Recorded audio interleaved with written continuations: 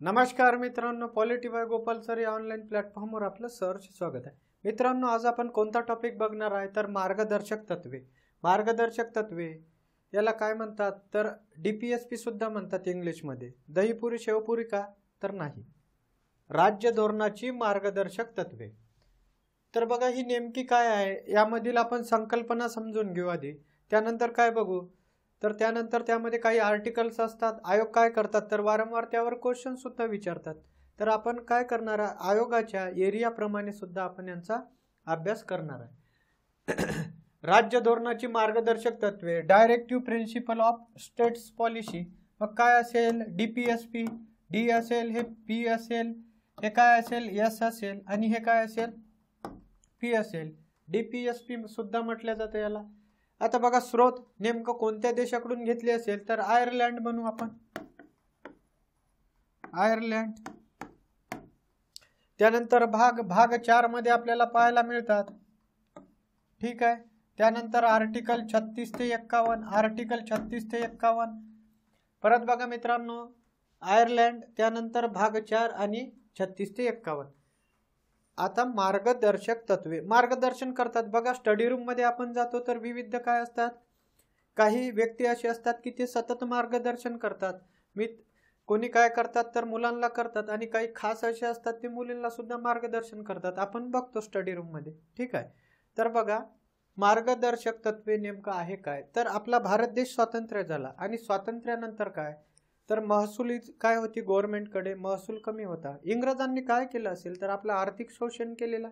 खूप प्रकारे त्यांनी मानसिक, शारीरिक आणि खास करून आर्थिक, ज्या देशामध्ये आपण म्हणतो की काय सोन्याचा धुरडा किंवा धूळ निघत होती त्या देशामध्ये काय तर जेव्हा त्यांनी भारताला स्वातंत्र्य दिलं त्यावेळेस त्या तिथील नागरिकांच्या म्हणजे भारतीय नागरिकांच्या काय असेल तर अन्न, वस्त्र, निवारा सुद्धा काय तर त्यांना मिळत नव्हत्या. मूलभूत गरजा सुद्धा त्यांच्या पूर्ण होत नव्हत्या. एवढं त्यांनी आपली काय केली तर पिळवणूक केलेली आहे. मग जेव्हा भारत देश स्वतंत्र झाला आपल्या घटनाकर्त्यांनी 2 भाग केले. एक काय असेल तर आपण आधी शिकलेला कोणता भाग असेल, मूलभूत हक्क म्हणतो आपण. त्यानंतर काय तर मार्गदर्शक तत्वे. मूलभूत हक्कामध्ये आपण बघितलं की खूप सारे काय मिळालेले आहे, अधिकार मिळालेले आहे. ते काय आहे तर आपले न्याय प्रविष्ट आहे. न्याय प्रविष्ट म्हणजे काय तर जेव्हा त्यामधील उल्लंघन होतात त्यामधील काय असतात तर तरतुदी म्हणजे काय तर आर्टिकल. त्या आर्टिकलचं उल्लंघन झालं तर न्यायालय काय करतात त्यावर डिसिजन देतात. परंतु आपले मार्गदर्शक तत्वे कसे आहे तर गैर न्याय प्रविष्ट आहे. तर मग आपल्या घटनाकर्त्यांनी काय म्हटलेलं आहे की बघा कोणाला मार्गदर्शन केलं तर जे आपले राज्यकर्ते आहे, ज्यांची सत्ता येणार त्यांच्यासाठी, तर त्यांना काय म्हटलेलं आहे तर कल्याणकारी राज्य निर्माण करण्यासाठी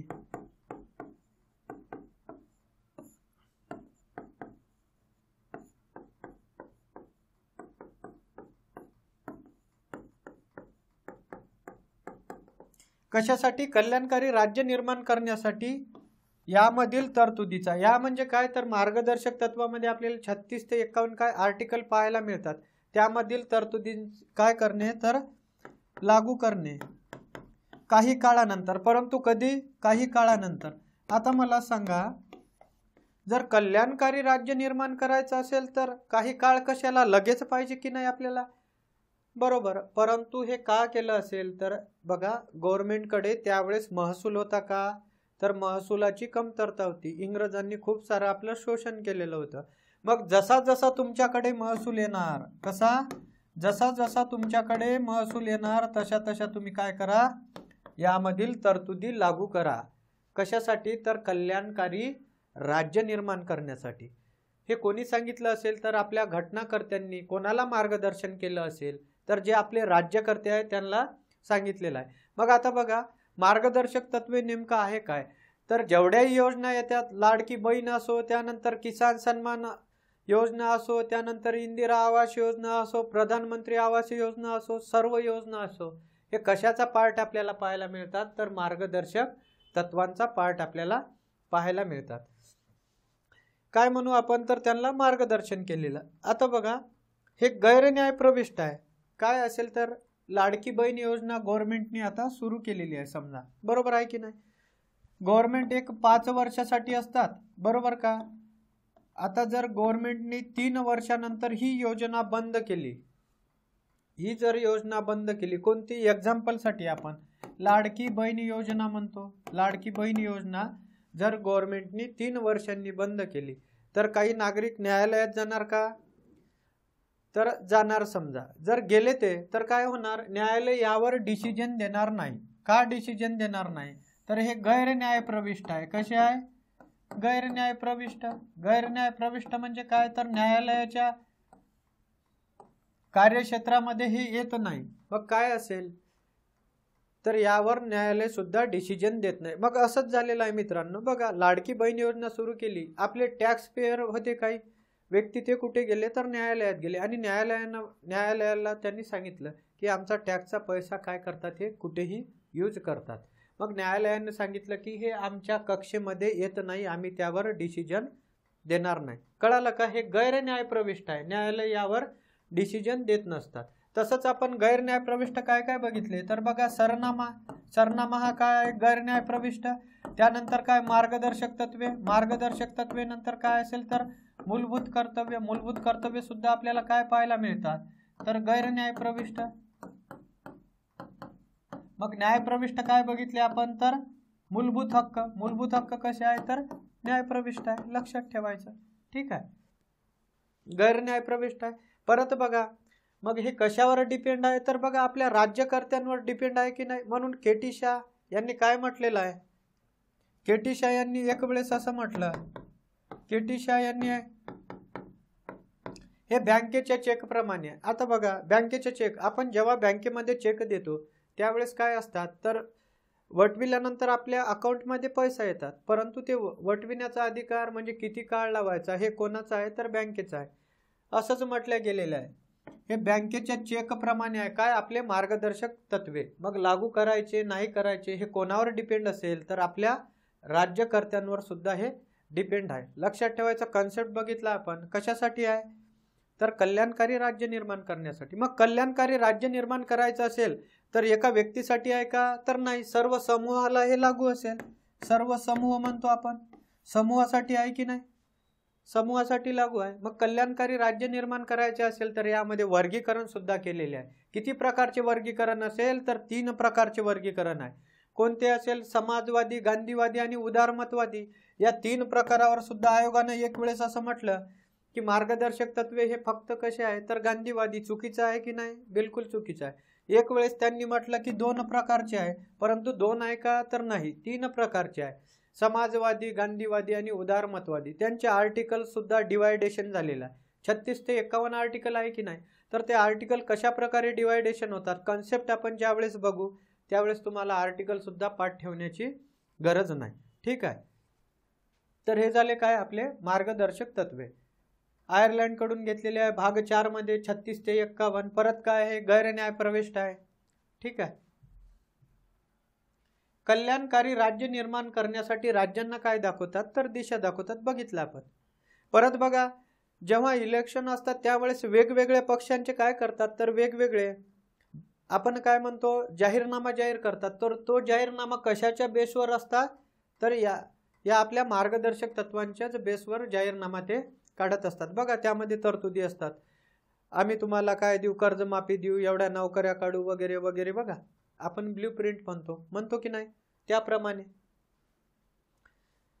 परत बघा, कायदे करताना मूलभूत हक्काच्या तत्वांचा उपयोग करावा. आता बघा, गव्हर्नमेंटकडे जसा जसा पैसा येणार तशा तशा यामधल्या तरतुदी गव्हर्नमेंट लागू करेल. मग काय केलं, 78 वर्षात भरपूर साऱ्या गव्हर्नमेंटनी काय केले असेल, तर तरतुदी लागू केलेल्या. परत बघा, ग्रामपंचायतीचे संघटन, ग्रामपंचायत स्थापन करा म्हणून मार्गदर्शक तत्वांचा तो काय भाग बनवलेला आहे. का, तर त्यासाठी काय पाहिजे, तर पैसा हवा होता. मग तेव्हा होता का, तर नाही. म्हणून आपण काय केलं असेल, 73वी घटना दुरुस्ती. माहीत नसेल तरी काय पुढे समजेल आपल्याला. 1992 मध्ये आपण सर्व खेड्यामध्ये काय, तर ग्रामपंचायत स्थापन करण्याचा कायदा केलेला आहे. तसंच काय, शिक्षणाचा अधिकार सुद्धा आपण कधी दिला असेल, तर 86वी घटना दुरुस्ती. तो सुद्धा काय, तर मूलभूत हक्कामध्ये ऍड केलेला आहे.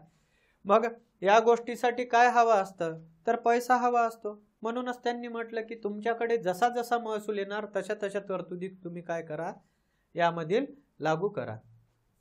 ठीक आहे,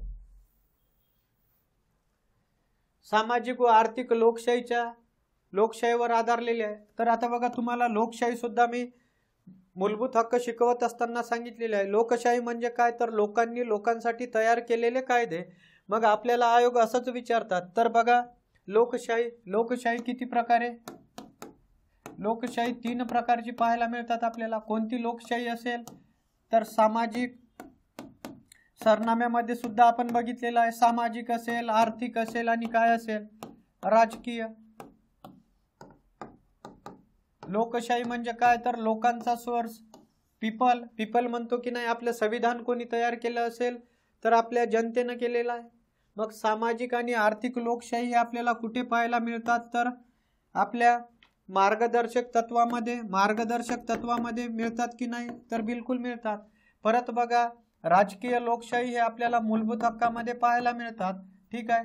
मग आयोगानं एक वेळेस क्वेश्चन विचारलेला आहे, सामाजिक आणि आर्थिक लोकशाही खालीलपैकी कुठे आढळतात. तर मग कुठे आढळतात, त्यामध्ये ऑप्शन होता मार्गदर्शक तत्वे व सरनामा. सरनाम्यामध्ये ह्या तिन्ही गोष्टी आढळतात, बरोबर का. त्यानंतर ऑप्शन क्रमांक 2 होतं सरनामा आणि काय असेल, तर मूलभूत हक्क व मूलभूत हक्क. मूलभूत हक्कामध्ये सामाजिक आणि आर्थिक लोकशाही आढळतात का, तर नाही, फक्त राजकीय लोकशाही आढळतात. म्हणून तिथे ऑप्शन क्रमांक काय, तर 1 बरोबर होतं. परंतु आपल्या सरनाम्यामध्ये ह्या तिन्ही गोष्टी आपल्याला पाहायला मिळतात, लक्षात ठेवायचं.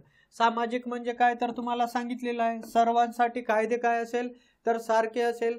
मग तो कोणत्याही काय म्हणू धर्माचा असेल, कोणत्याही जातीचा असेल, त्यांचा कोणत्याही कुळातील असेल, तर सर्वांसाठी कायदे कसे असेल, तर समान असेल, त्याला सामाजिक लोकशाही म्हणतो. भेदभाव करायचा का, तर बिलकुल नाही. भेदभावास प्रतिबंध म्हणतो आपण, बरोबर का. समजा एखादा भंडारा चालू आहे आणि तिथे कोणाला काय आवडत असेल त्याप्रमाणे आपापल्या इच्छेप्रमाणे तुम्ही अजून करू शकता. तर कोणाला गुलाबजामू आवडत असेल, तर काय भंडारा आहे, तर सर्वांना काय असेल, सारखं वाढावं लागेल की नाही.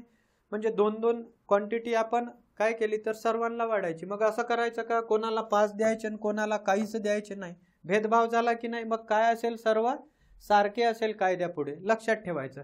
आर्थिक म्हणजे काय, तर जो आर्थिकमध्ये 2 गोष्टी आपल्याला पाहायला मिळतात. आर्थिक म्हणजे काय असेल, तर पैशाच्या रिलेटेड म्हणू आपण. जो SC असेल, ST असेल आणि महिला वर्ग, तर आपल्या फ्लोपासून वंचित असलेला म्हणजे काय, तर मागास असलेले म्हणू आपण. त्यांना जर फ्लोवर आणायचं असेल, तर आपल्याला काय करावं लागेल, गव्हर्नमेंटला जास्तीच्या फॅसिलिटी त्यांना द्याव्या लागेल, बरोबर आहे की नाही. तर काय होणार, ते फ्लोमध्ये येणार. त्याला आर्थिक लोकशाही सुद्धा म्हणतो. हे काय, तर एकमेकावर डिपेंड असतात, सामाजिक असेल, आर्थिक असेल. परत काय, राजकीय लोकशाही कशाला पाहायला मिळतात, तर आपण म्हणूया सरपंच पदापासून, सरपंचाच्या सदस्य पदापासून तर काय राष्ट्रपती पदापर्यंत कोणत्याही व्यक्तीला भारतात काय, तर उभं राहण्याचा अधिकार आहे, उमेदवारी मिळवण्याचा अधिकार आहे, त्याला राजकीय लोकशाही म्हणतात. परत काय, वोटिंग करण्याचा अधिकार असेल, तर वोटिंग बघा असं आहे का, श्रीमंतांना 5 वोट, 10 वोट, 50 वोट आणि गरिबाला 1 वोट, अशा प्रकारचा भेदभाव भारतामध्ये नाही. राष्ट्रपती जरी असेल, त्यांना एका वोटिंगचा अधिकार आहे. आणि काय म्हणू आपण, सामान्य व्यक्ती असो किंवा खूप तळागाळातील व्यक्ती असो, कचरा वेचणारा सुद्धा असो, त्यांना वोटिंगचा किती अधिकार आहे, तर 1च आहे. करोडो रुपये टॅक्स भरणारा असो आणि गरीबातील गरीब असो, त्यांना सुद्धा वोटिंगचा किती अधिकार आहे, तर 1च अधिकार आहे.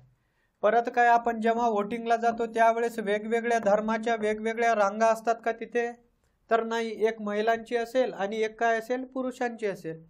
याला राजकीय लोकशाही म्हणतात, लक्षात ठेवायचं. ठीक आहे. आपला सरनामा हा सामाजिक, आर्थिक व राजकीय मूल्यावर. सरनाम्यामध्ये 3 गोष्टी पाहायला मिळतात. भारत स्वतंत्र झाल्यानंतर नागरिकांना सर्व सुविधा देणे शक्य नव्हते. का शक्य नव्हते, तर गव्हर्नमेंटकडे महसूल नव्हता. बघा, त्या कारणामुळे काय अडचणी येत होत्या. ठीक आहे. परत बघा, इतिहास जर आपण बघितला मूलभूत हक्क आणि मार्गदर्शक तत्वांचा, तर नेहरू अहवाल स्थापना, नेहरू अहवालाची काय म्हणू आपण, 1927. आता इंग्रजांचं असं म्हणणं होतं की भारतीयांना संविधानच तयार करता येत नाही. मग ते चॅलेंज कोणी स्वीकारलं असेल, तर ते चॅलेंज आपले जवाहरलाल नेहरूजींचे वडील मोतीलाल नेहरू यांनी काय स्वीकारलं, तर ते आव्हान स्वीकारलं आणि इंग्रजांना दाखवून दिलं की आम्हाला सुद्धा काय संविधान तयार करता येते। एका वर्षात त्यांनी संविधान तयार केलं होतं भारताचं, परंतु काय असेल तर ते मुस्लिम लीगना मान्य होतं का, तर मान्य नसल्यामुळं यामध्ये इंग्रजांनी सुद्धा दुर्लक्ष केलेलं आहे। मग ते संविधान तयार केलं त्यांनी, नेहरू अहवाल म्हणतात त्याला, तर त्यामध्ये आपल्याला मूलभूत हक्क व मार्गदर्शक तत्वे यांचा काय पाहायला मिळतो, तर आपल्याला उल्लेख पाहायला मिळतो। परत 1945 मध्ये तेज बहादूर सप्रू नावाची समिती, त्यांनी सुद्धा काय केलं असेल तर 2 गटामध्ये वर्गीकरण केलेले आहे। कोणते, न्यायप्रविष्ट आणि काय तर गैर न्यायप्रविष्ट।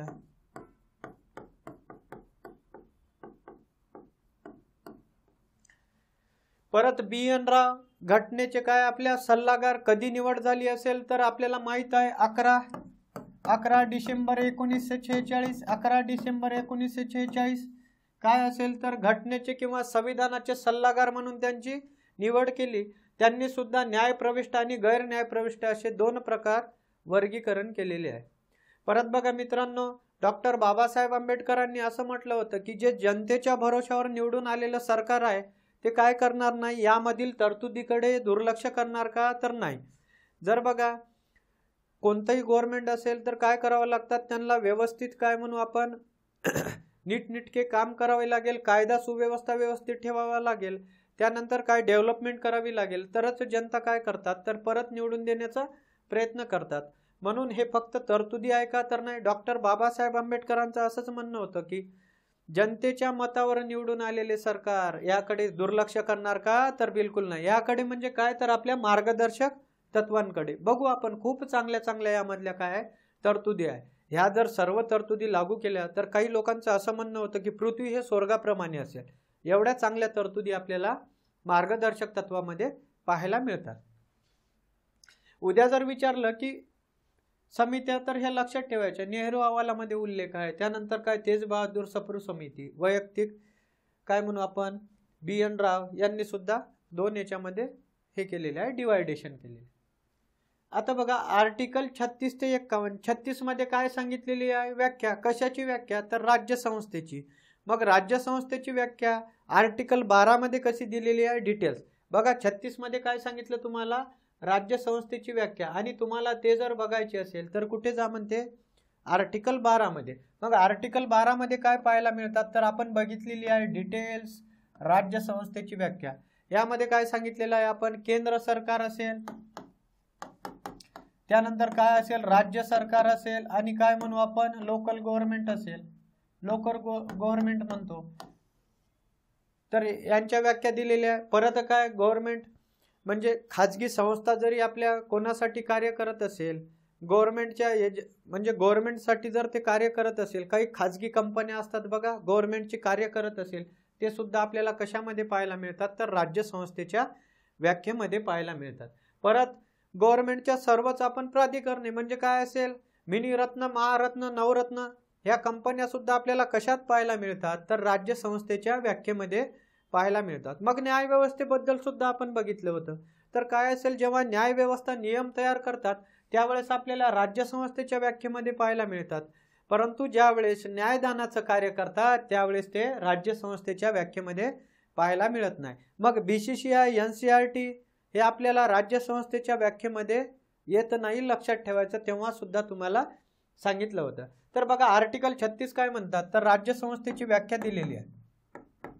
आणि तुम्हाला जर डिटेल्स बघायची असेल तर आर्टिकल 12 मध्ये जा। म्हणजे आपण काय म्हणू, कृषी केंद्राचं एखादं एक्झाम्पल घेतलं तर बघा त्यांचं ऑफिस वेगळ्या ठिकाणी असते, आपण काय करतो इथे बिल बनवतो, आणि आपल्याला जर जे बियाणे असेल, खते असेल, तर ते काय करतात, गोडाऊन मध्ये जा म्हणतात, ठीक आहे। मग त्याचप्रमाणे राज्यसंस्थेची व्याख्या इथे आहे, आणि तुम्हाला डिटेल्स बघायची असेल तर गोडाऊनला जा, म्हणजे काय आर्टिकल 12। मग असा सुद्धा क्वेश्चन येऊ शकतात की राज्यसंस्थेच्या व्याख्येचा उल्लेख खालीलपैकी कोणत्या आर्टिकल मध्ये आहे, तर 2 आर्टिकल आहे, 36 आणि किती आर्टिकल 12, लक्षात ठेवायची। बघा बरं 36 आणि 12 मध्ये आपल्याला पाहायला मिळतात। आर्टिकल 37 मध्ये काय सांगितलेले आहे, या भागात असलेली तत्वे लागू करणे। कोणत्या भागात, तर मार्गदर्शक तत्व म्हणजे मार्गदर्शक तत्वेमध्ये असलेली जी तरतुदी आहे किंवा कलमा आहे ती काय करायची, लागू करायची। कधी, कायदे करताना आणि धोरण राबविताना, धोरण म्हणजे काय असेल तर आपण योजना बघतो त्यावेळेस काय करायला पाहिजे, गव्हर्नमेंटने लागू करायला पाहिजे असं यांनी यामध्ये आर्टिकल 37 मध्ये सांगितलेलं आहे. ठीक आहे. आता बघा 38 मध्ये राज्याने लोककल्याणाच्या संवर्धनासाठी काय प्रस्थापित करणे, एक समाज व्यवस्था प्रस्थापित करणे. राज्याने म्हणजे काय तर आपल्या गव्हर्नमेंटने, जे राज्यकर्ते आपले त्यांनी लोककल्याणाच्या संवर्धनासाठी एक समाज व्यवस्था प्रस्थापित करणे. परत बघा खाली सामाजिक, आर्थिक आणि राजकीय न्याय. कुठे बघितलं भावांनो आपण हे न्याय आपण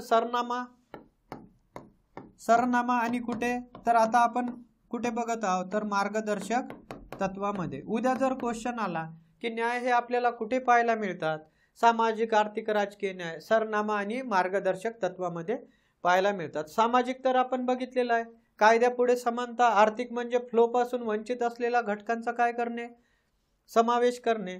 तसेच बघा इथे सुद्धा भेदभाव करायचा का नाही. आता महिलांना ते काय करत आहे, समजा महिलांना लाडकी बहीण योजना सुरू केली त्यांनी, तर ते असं म्हणतात का फक्त हिंदू धर्माच्याच महिलांना किंवा काय म्हणू आपण मुस्लिम बांधवांच्याच महिलांना, नाही, सर्व महिलांना काय इथे लागू आहे. तसंच तुम्हाला काय म्हणलं, SC ST आणि महिला वर्ग यांना फ्लो मध्ये आणायचं असेल तर अधिकच्या तरतुदी गव्हर्नमेंट काय करतात, जास्त फॅसिलिटी यांना लागू करतात. राजकीय तर आपण बघितलेलं आहे, उभा राहण्याचा अधिकार, महत्वाची पदे धारण करण्याचा अधिकार. आर्टिकल किती मध्ये पाहायला मिळतात तर आर्टिकल 38 मध्ये.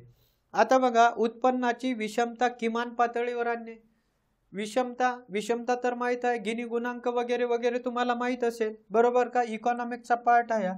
हे कोणत्या घटना दुरुस्तीने घेतले असेल तर 44वी घटना दुरुस्ती 1978 मध्ये हा पॉइंट ऍड केलेला आहे, लक्षात ठेवायचं. 38.2 उत्पन्नाची विषमता. आता बघा भारतामध्ये काय असेल तर काही खूपच श्रीमंत आहे आणि काही काय असेल तर खूपच गरीब आहे. मग त्यांची विषमता कमी करायची असेल तर तुम्हाला म्हटलं की नाही, गव्हर्नमेंट काय करणार, APL BPL माहीतच असेल आपल्याला,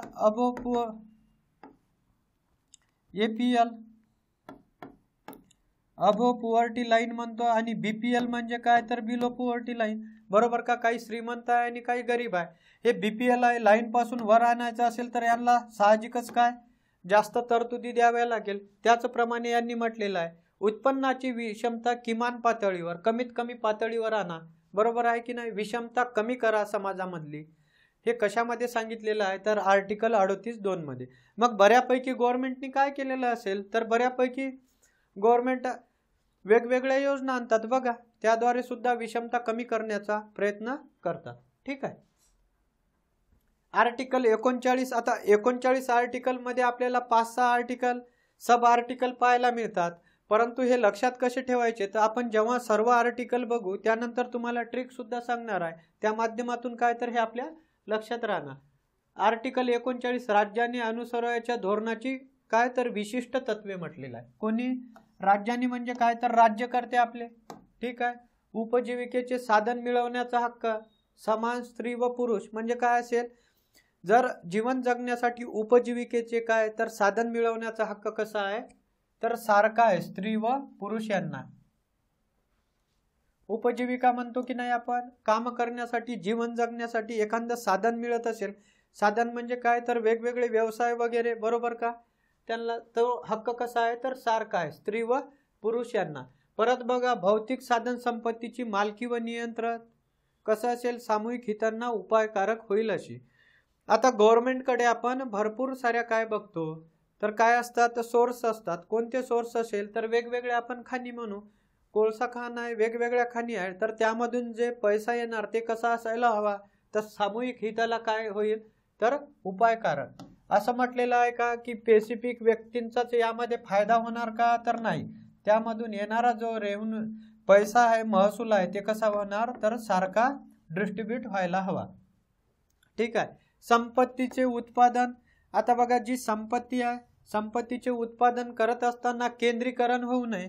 केंद्रीकरण म्हणजे काय तर एकाच व्यक्तीच्या हाती काय म्हणू आपण, मॅक्झिमम पैसा जायला नको का तर एका व्यक्तीच्या हाती गेला तर तो व्यक्तीच फक्त श्रीमंत होईल. मग बाकी व्यक्तींनी काय करायचं तर गव्हर्नमेंटनी असे तरतुदी आणायला हव्या की ते काय होणार, सर्व व्यक्तींना यामध्ये पैसा मिळायला हवा. ठीक आहे. केंद्रीकरण होऊ नये. संपत्तीचे केंद्रीकरण व्हायला हवे का? तर नाही. मग त्यासाठी गव्हर्नमेंट काय करणार? वेगवेगळे कायदे करणार. परत बघा, समान कामाबद्दल समान वेतन, पुरुष व स्त्री यांना काय आहे तर सारखं आहे.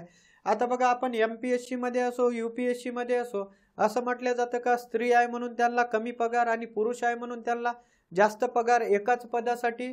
तर असं नाही.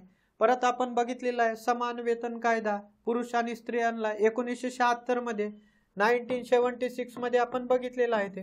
ठीक आहे. समान कामाबद्दल समान वेतन पुरुष व स्त्रियांना. दुरुपयोग, स्त्री पुरुष आणि कामगाराचे आरोग्य व ताकद आणि बालकांचे काय कोळे व यांचा दुरुपयोग होऊ नये. आर्टिकल कशामध्ये सांगितलेलं आहे तर ई मध्ये पाहायला मिळतात. स्त्री असेल, पुरुष असेल, कामगाराचे आरोग्य व ताकद आणि बालकांचे कोळे व यांचा काय व्हावं नये तर दुरुपयोग होऊ नये. आता बघा, आधी काय व्हायचं तर आपल्याला माहीतच आहे, कंपनी असेल त्यामध्ये नाही का कामगारांना व्यवस्थित काय नसायचे, तर त्यामध्ये व्यवस्थित त्यांना फॅसिलिटी नसायची. खेळतं वातावरण म्हणतो, आरोग्यासाठी अपायकारक असं वातावरण असायचं. तर तशा प्रकारचे वातावरण नसायला हवे. मग बघा, जर आपण काय म्हणतो, जे आपले खरी मालमत्ता काय असतात तर आपली व्यक्ती असतात आणि ते जर नीट असेल, यांची तब्येत वगैरे ठीक असेल, यांना जर कोणती हानी नाही झाली तर साहजिकच काय होणार, देशाचं कल्याण होणार. जास्त काम करणार की नाही? बरोबर. आणि अर्थव्यवस्थेला हे हातभार लावणार.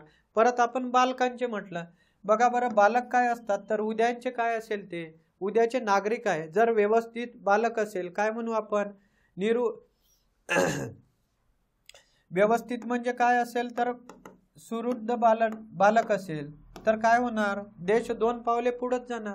जर काय म्हणू आपण, त्यांचे तब्येतच ठीक नसेल, त्यांना नेहमी आजार होत असेल तर काय प्रगती होणार का? नाही. म्हणून बालकांवर सुद्धा काय आहे तर मॅक्झिमम आपल्या घटनाकर्त्यांनी हे दिलेलं आहे. आर्टिकल 24 सुद्धा बघितलेला आहे. जी मध्ये एफ मध्ये आपल्याला डायरेक्ट बघा बरं बालकांचा समावेश केलेला आहे. मुक्त व प्रतिष्ठापूर्वक वातावरणात विकास साधण्याची संधी. जर बालक नीट असेल तर उद्याचे नागरिक आहे आणि ते जर काय म्हणू आपण, त्यांना जर कोणत्याही प्रकारचे हानी नसेल, पोलिओ नसेल तर काय होणार, साहजिकच डेव्हलपमेंट करण्यासाठी ते प्रयत्न करणार आणि बालक पुढे जाणार म्हणजे काय होणार तर देश सुद्धा पुढे जाणार. म्हणून म्हटलेलं आहे आर्टिकल एफ मध्ये. तर हे कधी घेतलं असेल, 42वी घटना दुरुस्ती 1976 मध्ये हे ऍड केलेलं आहे, 39 एफ.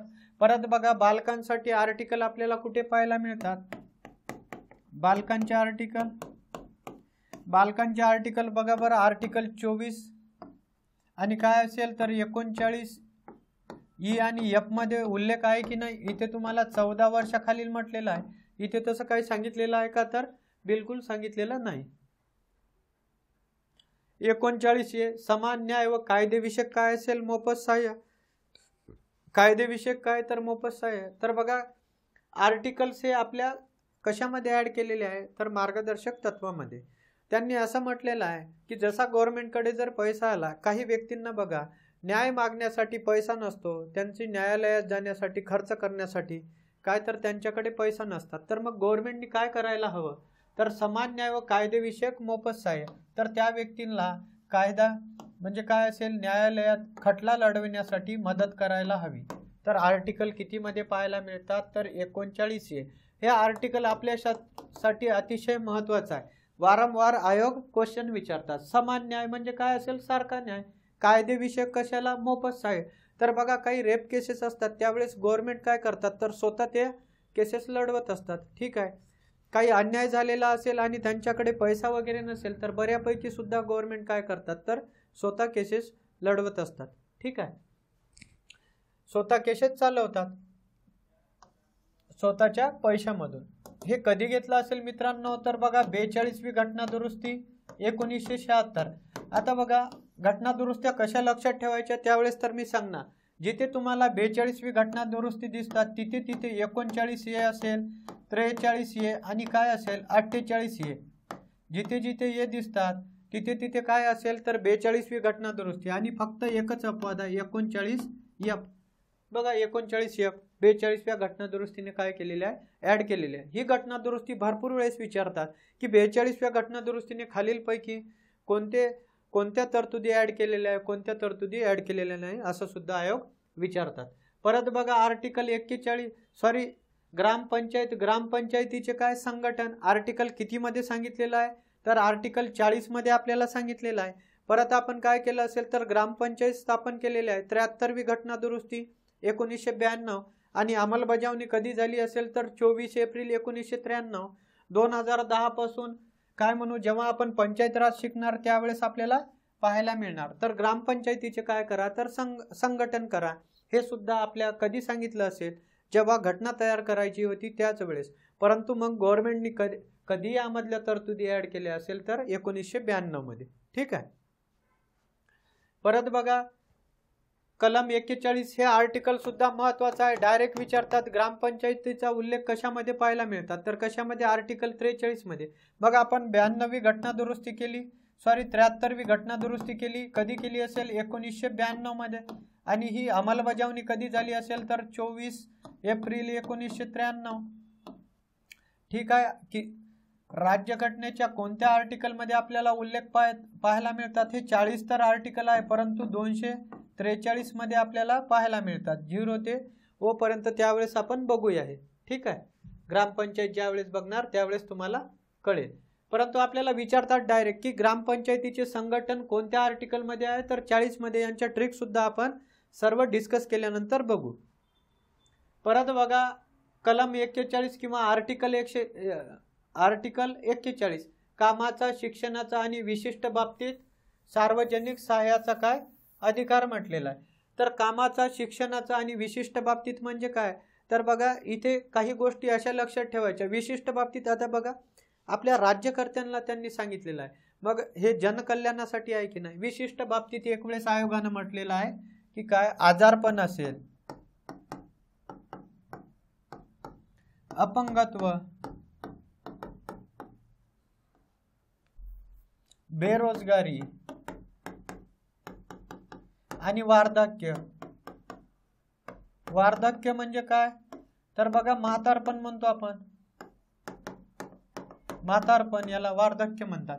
तर काय असेल तर जेव्हा जेव्हा या गोष्टी घडत असेल तर गव्हर्नमेंटनी काय करायला हव्या, व्यक्तींना काय फॅसिलिटी द्यायला हवी. आजारपणासाठी भरपूर साऱ्या योजना आहे, बरोबर आहे का. महात्मा फुले आरोग्य योजना म्हणतो आपण, भरपूर साऱ्या आपल्याला योजना पाहायला मिळतात. तसंच आपल्या अपंगत्व असेल त्यांच्यासाठी बऱ्यापैकी फॅसिलिटी अवेलेबल करतात गव्हर्नमेंट, बरोबर का. आर्थिक मदत म्हणतो आपण. बेरोजगारासाठी काही ठिकाणी काय केलेलं असेल तर काही राज्यामध्ये, राजस्थान असेल, मध्य प्रदेश असेल, तिथे भत्ता पाहायला मिळतात. परत काय बघा 60 वर्ष व्यक्तीवरील श्रावण बाळ योजना वगैरे वगैरे पाहायला मिळतात. तर विशिष्ट बाबतीत म्हणजे काय, जेव्हा जेव्हा आपल्याला गरज असेल त्यावेळेस गव्हर्नमेंटनी काय करायला हवं, तर बघा सहाय्याचा अधिकार म्हणजे काय असेल, मदतीचा अधिकार म्हटलेला आहे. तर एक वेळ असं कन्फ्यूज व्हायचं नाही, आयोग काही विचारू शकतात, बरोबर का. तर लक्षात ठेवायचं आर्टिकल 41 मध्ये 41 रुपयात असं लक्षात ठेवू आपण. ट्रिक तेव्हा बघू. काम, शिक्षण आणि काय मिळतात, तर विशिष्ट सहाय्य मिळतात. 42 मध्ये काय सांगितलेलं आहे, कामाचे न्याय व मानवी स्थिती व प्रस्तुतीच सहाय्य यासाठी तरतुदी. ज्या आपल्या महिला वर्ग आहे त्यांना बघा, जेव्हा त्यांचे काय म्हणू आपण, त्यांना 28 आठवडे प्रेग्नेंट असताना 28 आठवडे 26 आठवडे वगैरे बघा गव्हर्नमेंटनी काय केलेले आहे, तर गव्हर्नमेंटनी तरतुदी सुद्धा केलेल्या आहे. ठीक आहे. परत गव्हर्नमेंटनी भरपूर अशा तरतुदी केलेल्या आहे. सर्व डिलिव्हरी ह्या कुठे झाल्या पाहिजे, 100%. म्हणजे गव्हर्नमेंट हॉस्पिटल वगैरे किंवा काय, तर कोणत्या व्यक्तीकडून व्हायला हव्या, तर जे त्यामध्ये तज्ज्ञ आहेत त्यांच्याकडून आपल्याला हे कुठे लोकसंख्या धोरण वगैरे इथे पाहायला मिळतात. तर बऱ्यापैकी गव्हर्नमेंट काय करत असतात, आर्टिकल 42 साठी त्यांनी तरतुदी केलेल्या आहे. आर्टिकल 43 मध्ये काय सांगितलं असेल, कामगारांना निर्वाह वेतन आणि इत्यादी. निर्वाह वेतन कामगाराच्या रिलेटेड आर्टिकल किती मध्ये सांगितलेलं आहे आपल्याला, तर आर्टिकल 43 मध्ये. तसंच कुटीर उद्योग जरी म्हटलं तर आपल्याला काय असेल, तर आर्टिकल 43चा हा भाग आहे, लक्षात ठेवायचं. कामगारांना निर्वाह वेतन इत्यादी इत्यादी हे कलम वगैरे काय करा तर कट करून टाका. परत बघा 43 हे तुम्हाला म्हटलेलंच आहे, कधी ऍड केलं असेल तर 42वी घटना दुरुस्ती 1976 मध्ये. उद्योगधंद्याच्या व्यवस्थापनामध्ये कामगारांचा सहभाग. आता बघा वेगवेगळ्या कामगार संघटना असतात. आपण बघतो की एखादं डिसिजन घ्यायचं असेल तर कामगार काय करतात, तर दबाव सुद्धा टाकतात किंवा त्यांची एक वेतन वाढवण्यासाठी बघा ते काय करत असतात, स्ट्राईक वगैरे करत असतात. म्हणून असं म्हटलेलं आहे की उद्योगधंद्याच्या व्यवस्थापनात कशाचा समावेश, तर कामगारांचा. विविध संघटना आपल्याला पाहायला मिळतात. तर हे कधी ॲड केले असेल, तर 42वी घटना दुरुस्ती 1976 मध्ये. परत बघा आर्टिकल 43B मध्ये काय सांगितलं असेल, तर सहकारी सोसायट्या यांना काय द्या, प्रोत्साहन द्या. सहकारी सोसायट्यांना काय द्या, तर प्रोत्साहन द्या. आर्टिकल 42 मध्ये सांगितलेलं आहे. हे कधी ॲड केलं असेल, तर 97वी घटना दुरुस्ती 2011 मध्ये पाहायला मिळतात. आता सहकार म्हणजे काय, तर आपल्याला माहित आहे. सहकार, सरकार वेगळं आणि सहकार वेगळं. सहकार कशाला म्हणतात, तर बघा विविध व्यक्ती एकत्र येतात आणि त्यापासून ते काय करतात, तर एखादा व्यवसाय असेल, एखादा उद्योगधंदा असेल किंवा एखादी बिल्डिंग असेल, काय करणार ते सर्वांच्या पैशामधून सर्व हे काय करतात, निधी जमा करतात, बरोबर का. आणि त्यापासून काय करतात, तर एखादा व्यवसाय उभारतात, एखादी बिल्डिंग उभारतात. आता बघा पुणे असेल, मुंबई असेल, तर मोठमोठ्या बिल्डिंग असतात. तर एक तर व्यक्ती बांधणार का, ते नाही, सर्व व्यक्ती काय करतात, एकत्र येतात आणि बघा तिथे लिहिलेलं असतात सहकारी सोसायटी वगैरे. परत बघा काही आपण साखर कारखाने बघतो, सहकारी साखर कारखाना, सहकारी दूध डेअरी. तर काय असेल, काही व्यक्तींचे यामध्ये मालकी असेल, शेअर्स असतात, शेतकऱ्याचे सुद्धा शेअर्स पाहायला मिळतात, तर त्याला सहकार म्हणतात. ठीक आहे. तर हे आर्टिकल कितीमध्ये, तर आर्टिकल 43B मध्ये. मग सहकार आपण मूलभूत हक्कामध्ये सुद्धा बघितलेला आहे. संघटना स्थापने, संघटना व काय सहकारी माहित असेल, आर्टिकल 19 मध्ये आपण बघितलेलं आहे. परत काय सहकार 43B मध्ये सुद्धा आपल्याला पाहायला मिळतात, लक्षात ठेवायचं. आर्टिकल 44 कशासाठी असेल, तर समान नागरी कायदा म्हणतो आपण. समान नागरी कायदा, युनिफॉर्म सिव्हिल कोड म्हणतो आपण. समान नागरी कायदा म्हणजे काय, तर सर्वांसाठी एकच कायदा असेल. तर हे कसं आहे मित्रांनो, बघा आपल्या ज्या महिला असेल, हिंदू महिलांसाठी वेगळा कायदा आहे, मुस्लिम महिलांसाठी वेगळा कायदा आहे, बरोबर का. तर गव्हर्नमेंट काय करेल, तर समान नागरी कायद्यासाठी प्रयत्न करेल. तर बऱ्यापैकी गव्हर्नमेंट बघा काही राज्यामध्ये, जर उत्तराखंड असेल 2024 मध्ये, तिथे हा कायदा लागू केलेला आहे. प्रथम राज्य ठरलेला आहे, कधी, स्वातंत्र्यानंतर. परंतु गोवा हे पोर्तुगीजांचं राज्य होतं. 1867 मध्ये तिथे काय, तर समान नागरी कायदा हा लागू आहे. स्वातंत्र्यापूर्वी प्रथम राज्य, स्वातंत्र्यापूर्वी किंवा पहिले राज्य कोण असेल, तर गोवा असेल. परंतु स्वातंत्र्यानंतर उत्तराखंड या राज्यानं काय केलेलं आहे, तर समान नागरी कायदा काय केलेला आहे, लागू केलेला आहे. ठीक आहे, लक्षात ठेवायचं. स्वातंत्र्यानंतर पहिले राज्य म्हटलं तरी उत्तराखंड. आणि गोव्यामध्ये आपण समान नागरी कायदा म्हणतो, त्यामध्ये काही त्रुटी पाहायला मिळतात. तर काय असेल, पुरुषांना त्यांनी कमी शिक्षा दिलेली आहे, परंतु स्त्रियांना काय असेल, तर थोड्याफार प्रमाणात झुकत माप पुरुषांना दिलेलं आहे, लक्षात ठेवायचं. मग क्वेश्चन जर आला, तर पहिले राज्य कोणते आहे, तर गोवा पाहायला मिळतात आपल्याला. स्वातंत्र्यानंतर पहिले राज्य म्हटलं तर उत्तराखंड. 2024 मध्ये हा काय झाला, तर लागू झालेला आहे. आणि दुसरे राज्य म्हटले तर उत्तराखंड, लक्षात ठेवायचं. समान नागरी कायदा म्हणजे काय असेल, तर एक कायदे करणे, आरक्षण वगैरे हटवणे का, तर बिलकुल नाही. जे कायदे आहे आपले ते कसे असणार, सारखे असणार. मग हिंदू स्त्रिया असो की इतर धर्मांच्या स्त्रिया असो, त्यांना काय करायचं, तर सारखे कायदे द्यायचे. बघा हा धार्मिक काय म्हणू आपण, धार्मिक पेच प्रसंगामुळे त्यावेळेस काय केलं असेल, तर डॉक्टर बाबासाहेब आंबेडकरांनी काय आणलं होतं, तर हिंदू कोड बिल आणलं होतं. हिंदू कोड बिल कशासाठी आणलं असेल, तर त्यांचं असं म्हणणं होतं की आपण आधी नाही का हिंदू धर्माच्या महिलांना काय करू, तर कायदा लागू करू, त्यांना पोटगीचा अधिकार वगैरे, परत काय संपत्ती असेल त्यामध्ये सुद्धा काय देऊ आपण, त्यांना वाटा देऊ पुरुषाप्रमाणे. परंतु बऱ्याच यांनी काय केलं असेल, सदस्यांनी त्यांना त्यावेळेस विरोध केलेला होता. परत आपले पंडित जवाहरलाल नेहरूजी आणि बाबासाहेब यांचं एकमत होतं, परंतु एकीकडे हे दोन व्यक्ती झाले आणि वेगळ्या ठिकाणी काय म्हणू आपण मंत्रिमंडळ झालं. त्यामुळं नेहरूजींनी सुद्धा काय केलं असेल, तर हा हट्ट सोडून दिला, परंतु बाबासाहेब आंबेडकरांनी त्यावेळेसच काय केला तर राजीनामा दिला होता हिंदू कोड बिलवरून.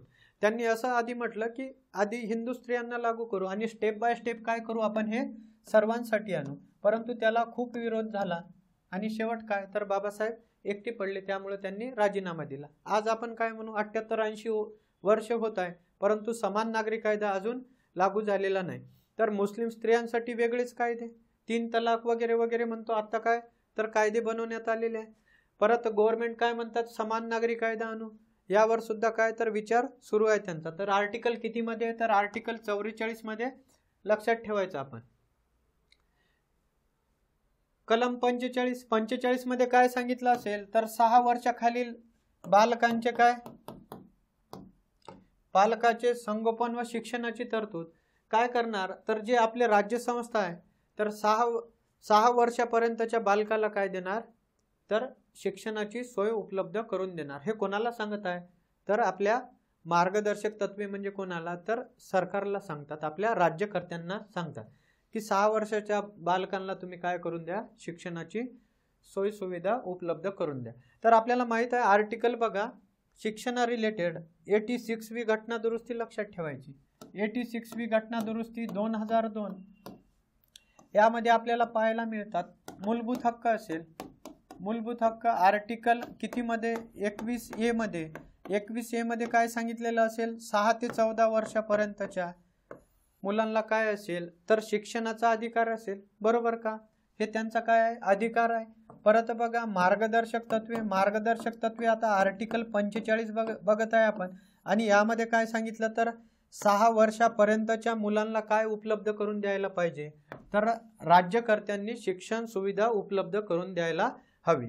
परत बघा आपला मूलभूत कर्तव्य बाकी आहे. मूलभूत कर्तव्य कोणाला लागू असतात तर हे मूलभूत कर्तव्य हे नागरिकांना लागू असतात. मग नागरिकांनी काय करायला पाहिजे तर आपल्या पाल्यांसाठी शिक्षणाची सुविधा उपलब्ध करून देणे हे त्यांचं काय आहे तर कर्तव्य आहे. बघा 2 ठिकाणी तुम्हाला 6 ते 14 पाहायला मिळतात, परंतु एकाच ठिकाणी काय आहे तर 6 वर्षापर्यंत. आयोग इथे काय करणार तर इथे आपल्याला ट्रॅप करणार, ह्या गोष्टी लक्षात ठेवायच्या. परत जर तुम्हाला म्हटलं किती वर्षापर्यंत मोफत शिक्षण, आपल्याला माहित आहे 2009ला सक्तीचा कायदा केलेला आहे सर्वांना मोफत शिक्षण. तर 14-6 8 वर्ष जर म्हटलं त्यांनी 14 मधून 6 गेल्यावर 8 वर्ष असं सुद्धा क्वेश्चन आला तर लक्षात ठेवायचं 8 वर्षासाठी मोफत शिक्षण आहे. 14 मधून 6 गेल्यावर किती 8 वर्षासाठी होतात. हे आर्टिकल सुद्धा लक्षात ठेवा, ठीक आहे. हे कुठे पाहायला मिळतात तर 51A मधील के या ठिकाणी. ही घटना दुरुस्ती अतिशय महत्वाची. आयोग म्हणतात 85, कधी म्हणतात 2003, परंतु 86 आणि 2002. आता आर्टिकल 46 SC ST आणि इतर दुर्बल घटकांचे शैक्षणिक व आर्थिक काय हितसंबंध. तर तुम्हाला सांगितलं होतं चंपकम खटला, त्यानुसार काय पहिली घटना दुरुस्ती केली आणि काय म्हणू आपण एक प्रकारची आरक्षणाची काय झाली असेल तर सुरुवात झालेली आहे. SC ST असेल इतर दुर्बल घटक यांच्यासाठी शैक्षणिक व आर्थिक काय करा हितसंबंध म्हणजे काय करा तर त्यांना अनुदान वगैरे द्या. आर्टिकल 47 मध्ये आपल्याला काय पाहायला मिळतात पोषणमान व राहणीमानाचा दर्जा उंचावणे आणि सार्वजनिक आरोग्य काय करणे तर सुधारणे. गव्हर्नमेंट काय करणार पोषणमान व राहणीमानाचा दर्जा उंचावण्यासाठी आणि सार्वजनिक आरोग्य सुधारण्यासाठी राज्याचे काय कर्तव्य आहे. तर बघा आपल्याला मध्यान्ह भोजन योजना वगैरे वगैरे पाहतो आपण त्यानुसार. त्यानंतर बघा कंट्रोल असतात 5 किलो 10 किलो वगैरे वगैरे म्हणतो की नाही आपण PDS सिस्टीम, ते सुद्धा यांचाच पार्ट पाहायला मिळतात. या तर गोष्टी सांगितल्यास त्यांनी पोषणमान व राहणीमानाचा दर्जा उंचावणे आणि सार्वजनिक आरोग्य सुधारणे. प्लस काय सांगितलेलं आहे मादक पेय व अंमली दृश्य सेवन करणाऱ्यावर काय करा बंदी. दारूबंदी म्हणतो की नाही, जर आर्टिकल विचारलं दारूबंदीसाठी तर आर्टिकल किती आहे 47 मध्ये उल्लेख आहे. बघा बरं पोषणमान व राहणीमानाचा काय करणे दर्जा उंचावणे आणि मादक पेय व अंमली दृश्य सेवन करण्यावर काय करणे बंदी घालणे. आर्टिकल 48 मध्ये काय सांगितलं असेल तर कृषी पशुसंवर्धन यांच्या संरक्षण संघटन गाई वासरे आणि दुभती जनावरे ओढकामाची जनावरे कत्तलीस काय मनाई. बघा गो हत्या बंदी आर्टिकल विचारलं तर आर्टिकल 48 मध्ये पाहायला मिळतात. या आर्टिकलचे आपण चांगल्या प्रकारे ट्रिक सुद्धा नंतर बघणार आहे. कृषी पशुसंवर्धन यांचे काय करणे, संरक्षण करणे. बघा परत काय म्हटलेलं आहे, गायी वासरे आणि दुभती ओढकामाची जनावरे कत्तलीस काय आहे तर मनाई करा. म्हणजे यासाठी कायदे करा. फक्त गायीसाठी म्हटलेलं आहे का तर नाही, त्यासोबत बघा वासरे असेल दुभती ओढकामाची जनावरे. उद्या जर आयोगानं म्हटलं की फक्त आर्टिकल हे गायीच्या कत्तलीस काय तर प्रतिबंध करतात, तसं आहे का. गायी सोबत बघा वासरे आहे, दुभती जनावरे आहे आणि ओढकामाची जनावरे. फक्त म्हटलं केवळ म्हटलं तर चुकीचं असेल. जर तुम्हाला म्हटलं की आर्टिकल 48 हे गोहत्या प्रतिबंधासाठी आहे तर बरोबर आहे. फक्त गोहत्या बंदी म्हटलं तर चुकीचं असेल. त्यासोबत काय वासरे आहे, दुभती ओढकामाची जनावरे आणि कत्तलीस मनाई. लक्षात ठेवायचं. 48 मध्ये काय पाहायला मिळतात तर पर्यावरणाचे संरक्षण व संवर्धन आणि वन्यजीवाचे काय करणे, संरक्षण करणे. 42वी घटना दुरुस्ती 1976. तुम्हाला म्हटलं जिथे जिथे हे दिसतात तिथे तिथे काय असेल तर 42व्या घटना दुरुस्तीने हे काय केलेले आहे तर यांचा समावेश केलेला आहे. परत बघा कलम 49 आर्टिकल 49 मध्ये काय सांगितलं, राष्ट्रीय महत्वाचे स्मारके व स्थाने आणि वस्तू यांचे काय करा, संरक्षण करा. पुरातत्व विभाग वगैरे म्हणतो की नाही आपण, पुरातत्व विभाग जे आपले काय असतात तर त्या प्रकारे हे करत असतात. ठीक आहे. स्मारके असेल, स्थाने असेल. परत आर्टिकल 50 न्याय व्यवस्था हे कार्यकारी व्यवस्थेपासून काय करा तर अलग ठेवणे. आर्टिकल किती मध्ये सांगितलेलं आहे तर आर्टिकल 50 मध्ये सांगितलेलं आहे. तर न्याय व्यवस्था काय करा, कार्यकारी व्यवस्थेपासून कार्यकारी करायचं. इथे कार्य व्यवस्थेपासून झालेलं आहे. नोट्स मध्ये सुद्धा कार्यकारी व्यवस्थेपासून काय करा तर वेगळी ठेवा. का तर बघा कार्यकारी व्यवस्था म्हणजे काय असेल तर एक प्रकारचं सत्ताधारी पक्ष येतात. त्यामध्ये कार्यकारी मध्ये आपण बघितलेलं आहे. कार्यकारी म्हणजे काय असेल तर झालेले कायदे काय करणे, एक्झिक्यूट करणे. यामध्ये राष्ट्रपती, उपराष्ट्रपती, परत काय म्हणतो आपण मंत्रिमंडळ, पंतप्रधान वगैरे येतात की नाही. मग जर आपण न्याय व्यवस्था जर या लोकांच्या हाती दिली तर काय होणार, डिसिजन हेच घेणार की नाही, उद्या हुकुमशाही येणार की नाही. त्यासाठी म्हटलेलं आहे की न्याय व्यवस्था हे कार्यकारी व्यवस्थेपासून कशी ठेवा तर वेगळी ठेवा. 51 आर्टिकल 51 मध्ये आंतरराष्ट्रीय शांतता व सुरक्षा याचे काय करा, संवर्धन करा किंवा पालन करा. मग असंच विचारतात की आंतरराष्ट्रीय शांततेबाबत खालीलपैकी कशामध्ये यांचा उल्लेख आहे. मूलभूत हक्क, मार्गदर्शक तत्व, मूलभूत कर्तव्य. तर कशामध्ये आहे, मार्गदर्शक तत्वामध्ये. लक्षात ठेवायचं. आंतरराष्ट्रीय शांतता व सुरक्षा यांचे काय करणे, संवर्धन करणे. राष्ट्रामध्ये न्यायसंगत व काय करणे, सन्मानपूर्वक संबंध ठेवणे. परत काय सांगितलं, अंशतः कायदा व तहाची बंधने या प्रती काय करा, आदर भावना जोपासणे. आंतरराष्ट्रीय तंटे लवादाद्वारे सोडविण्यास काय करा तर प्रयत्नशील असणे. तर बघा आंतरराष्ट्रीय बद्दल काय सांगितलेलं आहे, सर्व पॉझिटिव्ह कमेंट आहे की नाही. आंतरराष्ट्रीय शांतता आणि सुरक्षा यांचं काय करा तर संवर्धन करा. परत राष्ट्रामध्ये न्यायसंगत आणि सन्मानपूर्वक संबंध राखणे. अंशतः कायदा व तहाची बंधने या प्रती काय करा तर आदर भावना जोपासणे. आंतरराष्ट्रीय तंटे लवादाद्वारे सोडविण्यास काय करणे तर प्रयत्नशील करणे. तर अशा प्रकारे आपण सर्व आर्टिकल्स बघितलेले आहे. मग आयोग काय करतात तर कधी आपल्याला क्रम लावा म्हणतात. मग आर्टिकल कशी लक्षात ठेवायची आपण काय करू तर आता ट्रिक बघूया. तुम्ही काय करायचं, तुमच्या ट्रिक आर्टिकल पुढेच लिहून घ्यायच्या. परत बघा 39B जेव्हा लागू केले जाईल तेव्हा 14 व 19 चे उल्लंघन होणार का तर बिलकुल उल्लंघन होणार नाही. आपण आर्टिकल 14 मध्ये सुद्धा बघितलेला आहे, खूप वेळेस बघितलेला आहे. ठीक आहे. बेरोजगारी, वार्धक्य, आजारपण आणि अपंगत्व इतर बाबतीत अवांछित परिस्थितीत म्हणजे काय आकस्मिक आपत्ती सरकारने सार्वजनिक मदतीचा हक्क द्यावा असे राज्य धोरणाच्या मार्गदर्शक तत्वामध्ये सुचवले आहे. ठीक आहे. तर बघा आता मित्रांनो आर्टिकल आपण काय करू, आधी छोटी छोटी आर्टिकल लक्षात ठेवण्याचा प्रयत्न करू.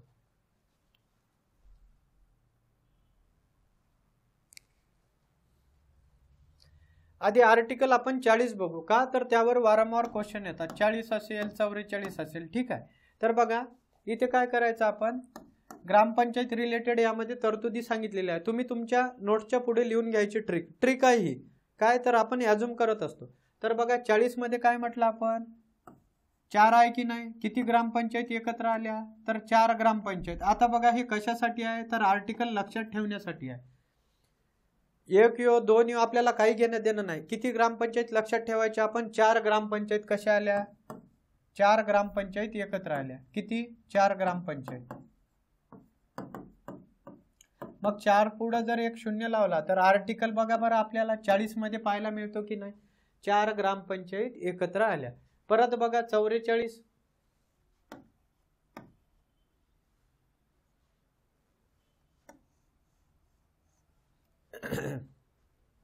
इथे काय म्हणू, 4 आणि 4, 4 आहे की नाही, तर 4 आपण म्हणू शहरी आणि 4 काय म्हणू आपण खेड्यातील. माणसे कशी आली किंवा व्यक्ती कशी आली, एकत्र आली. बघा 4 शहरातील आणि 4 कशातील, खेड्यातील. मग 4 4 म्हणजे समान झाले की नाही, सर्व व्यक्ती खेड्यातील 4 आहे आणि शहरातील 4 आहे. तर समान नागरी कायदा आहे का, समान नागरी कायदा लक्षात ठेवायचा. परत बघा 44 झालेला आहे, 48 लक्षात ठेवा, 47 लक्षात ठेवा. बघा आपल्याला हे कॉमेडीसाठी सुद्धा लक्षात राहील. आपण काय करायचं, तर आपल्याला ट्रिकच्या माध्यमातून आर्टिकल लक्षात ठेवायचे आहे. तर एक गोष्ट लक्षात ठेवायची, बघा दारूची बॉटल आपण काय म्हणू 47 रुपयात मिळते. किती रुपयात, 47 रुपयात दारूची बॉटल मिळणार. आणि ते सोडली तर काय होणार, साहजिकच राहणीमानाचा दर्जा उंचावणार की नाही. मग दारूबंदी आर्टिकल विचारलं तर आर्टिकल किती, 47 मध्ये दारूची बॉटल 47 रुपयात मिळतात आणि ती जर आपण सोडली तर काय होणार, त्यांचा त्याग केला तर राहणीमानाचा दर्जा उंचावणार की नाही, तर उंचावणार. बघा मग आर्टिकल 47 काय सांगतात आपल्याला, पोषणमान व राहणीमानाचा दर्जा उंचावणे. बघा बरं, आणि काय मादक पेय व अंमली पदार्थ म्हणजे तेच दारूबंदीसाठी लक्षात ठेवायचं. ठीक आहे. ह्या ट्रिक तुम्ही काय करायला हव्या, तर व्यवस्थित लिहून घ्यायला हव्या आणि वारंवार काय करायचं, त्यावर रिव्हिजन द्यायचं. आता बघा 48 मध्ये तुम्हाला काय सांगितलेलं आहे, तर 48 मध्ये तुम्हाला कृषी, पशुसंवर्धन, गायी वासरे, दुभती जनावरे आणि पर्यावरण सांगितलेलं आहे की नाही. तर एक गोष्ट लक्षात ठेवायची, बघा 48 एकरामध्ये किती एकरामध्ये, 48 एकरामध्ये काही गोटा म्हणजे आपल्याला माहित आहे जनावरं वगैरे त्यांची रावटी असते आणि उरलेलं काय असेल तर पर्यावरण. 48 एकरामध्ये काय, 48 एकरामध्ये गोटा असेल व उरलेला काय असेल, तर उरलेलं आपण काय म्हणू, तर उरलेलं हे पर्यावरण म्हणजे काय, तर झाडे झुडपे असेल तर लक्षात ठेवायचं. मग आर्टिकल 48 मध्ये आहे का कृषी, पशुसंवर्धन, गायी वासरे, दुभती जनावर, परत काय पर्यावरण आहे का, लक्षात ठेवायचं आर्टिकल 48. परत बघा आर्टिकल 50 काय लक्षात ठेवा, तर बघा न्यायालयात जाण्यासाठी किती रुपयाचा अर्ज करायचा, तर 50 रुपयाचा. न्यायालयात जायचं आहे आपल्याला तर किती रुपयाचा अर्ज, 50 रुपयाचा. आणि आंतरराष्ट्रीय न्यायालयात जायचं असेल तर 51 रुपयाचा. न्यायालयात जाण्यासाठी किती रुपयाचा अर्ज, तर 50 रुपयाचा. म्हणजे काय, न्याय व्यवस्था कार्यकारी व्यवस्थेपासून अलग असणार. आणि 51 म्हटलं तर काय, 51 रुपयाचा अर्ज करायचा असेल तर आंतरराष्ट्रीय रिलेटेड बघा बरं आर्टिकल 51 मध्ये आपल्याला पाहायला मिळतात. तर अशा गोष्टी काय करायच्या, तर आर्टिकलच्या माध्यमातून लक्षात ठेवायच्या. तर आता स्मारकाबद्दल काय लक्षात ठेवायचं, तर बघा किती स्मारके आहे, तर भारतात किती स्मारके असू द्या, आपण काय करायचं 49 स्मारके आहे. किती, 49 स्मारके व वस्तू यांचे संरक्षण. 49 म्हटलं की आर्टिकल कशासाठी येतात, तर स्मारके, स्थाने आणि वस्तू यांचं संरक्षण करण्यासाठी लक्षात ठेवायचं. ठीक आहे.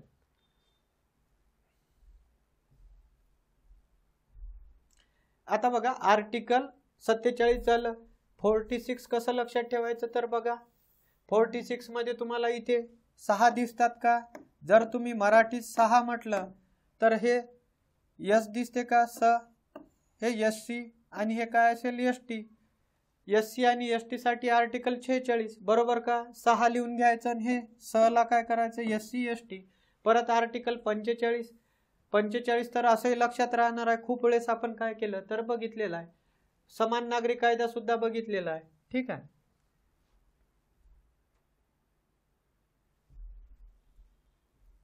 समान नागरी कायदा बघितलेला आहे. आर्टिकल 43 मध्ये बघा बरं कसं लक्षात ठेवायचं. तर 43A मध्ये काय म्हटलं आपण, उद्योगधंद्यामध्ये व्यवस्थापनामध्ये कशाचा, कामगारांचा सहभाग. तर बघा 43A म्हणजे काय, तर अंबानीची कंपनी. ए वरून लक्षात ठेवायचं, अंबानीची कंपनी म्हणजे काय असेल तर कामगारांचा सहभाग, कंपनीत कामगारांचा सहभाग. बी म्हणजे काय असेल तर बिल्डिंग म्हणजे कशासाठी असतात तर सहकारी सोसायट्या, त्यासाठी लक्षात ठेवायची. खूप सोपं आहे आर्टिकल. 42 मध्ये काय करायचं तर 42 सुद्धा तुम्ही थोडं लक्षात ठेवण्याचा प्रयत्न करा. परत 41 मध्ये लक्षात ठेवायचं काय तर बघा 41 कामाचा शिक्षण, 41 रुपयात काम शिक्षण व विशिष्ट काय मिळतात व विशिष्ट सहाय्य मिळतात. किती रुपयात तर 41 रुपयात. लक्षात ठेवायचं किती रुपयात, 41 रुपयात. परत 40 बघितलेला आहे. 39 तुम्ही असंच लक्षात ठेवा, कामाचं समान न्याय व कायदेविषयक मोफत सहाय्य. आर्टिकल किती मध्ये पाहायला मिळतात तर आपल्याला आर्टिकल 39A मध्ये पाहायला मिळतात. लक्षात ठेवा.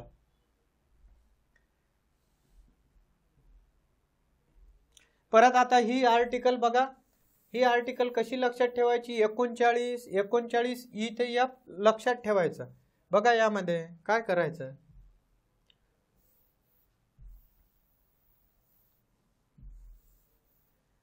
आपण एक व्यक्ती आहे, आपण कसे आहे लिबरल आहे, तर आपण काय करणार आधी पहिले साधन मिळवलं. पहिले काय केलं आपण, पहिले साधन मिळवलेलं आहे. पहिले काय केलं तर साधन मिळवलं. साधन कशासाठी मिळवलं तर संपत्ती.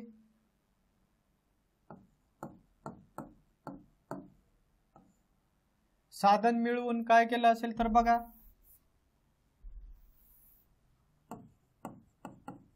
साधन मिळवून आपण काय केली, संपत्ती जमा केली. संपत्ती काय केली, जमा केली. संपत्ती जमा केल्यामुळे आपण लिबरल माणूस आहोत, चांगले माणूस आहोत. केंद्रीकरण होऊ दिले का तर नाही, केंद्रीकरण होऊ दिले नाही. केंद्रीकरण होऊ नये म्हणून सुद्धा लिहू शकतात. केंद्रीकरण होऊ नये म्हणून आपण काय केलं तर समान पगार दिला. कसा पगार दिला, समान. का दिला तर दुरुपयोग होऊ नये कोणाचे, बालकांचे. बघा अजूम करा, आपण एक लिबरल माणूस आहोत. आधी आपण साधन मिळवलं. संपत्ती साधन म्हणजे काय, एखादा व्यवसाय केला त्यापासून संपत्ती मिळवली. आणि संपत्ती मिळवल्यानंतर काय केलं आपण, केंद्रीकरण होऊ नये म्हणून काय दिला आपण, सारखा पगार दिला. लोकांना काय केलं, हे डिस्ट्रीब्यूट केलेलं आहे. मग समान पगार कशासाठी दिला तर दुरुपयोग होऊ नये. बरोबर आहे ना, संपत्तीचा दुरुपयोग होऊ नये कोणाचे तर शेवट बालकांचे. लक्षात ठेवायचं, दुरुपयोग होऊ नये बालकांचे. आता बघा साधन मिळवण्याचा हक्क आहे का, बघा साधने मिळवण्याचा हक्क 39A मध्ये आहे. त्यानंतर संपत्ती, संपत्तीचं काय बघा, भौतिक साधन संपत्तीची मालकी आणि नियंत्रण बी मध्ये आहे की नाही तर आहे. केंद्रीकरण होऊ नये, बघा बरं सी मध्ये पाहायला मिळतात का, केंद्रीकरण होऊ नये संपत्तीचे. त्यानंतर बघा समान वेतन म्हणतो आपण स्त्री आणि पुरुष यांना, सी डी ई मध्ये पाहायला मिळतात की नाही. आणि दुरुपयोग होऊ नये तर दुरुपयोग, बघा बरं दुरुपयोग स्त्री पुरुष कामगार यांचे काय होऊ नये, दुरुपयोग होऊ नये. कशामध्ये पाहायला मिळतात, एफ मध्ये, ई मध्ये. आणि बालकांसाठी आपण आर्टिकल बघितलेला आहे बघा, तर हे ट्रिक आपल्याला कामी येणार. आता एवढं मोठं आर्टिकल लक्षात ठेवायचं असेल तर काही गोष्टी आपल्याला वारंवार कराव्या लागणार. एका वेळेस या ट्रिक लक्षात राहणार का तर बिलकुल नाही. तर ठीक आहे मित्रांनो, आपण काय करा तर व्यवस्थित यावर रिव्हिजन द्या आणि आर्टिकल वारंवार काय करा तर वाचण्याचा प्रयत्न करा. कन्सेप्च्युअल सुद्धा आपण भाग बघितलेला आहे. राहिलेला भाग काय करू आपण पुढील लेक्चरमध्ये बघूया. धन्यवाद.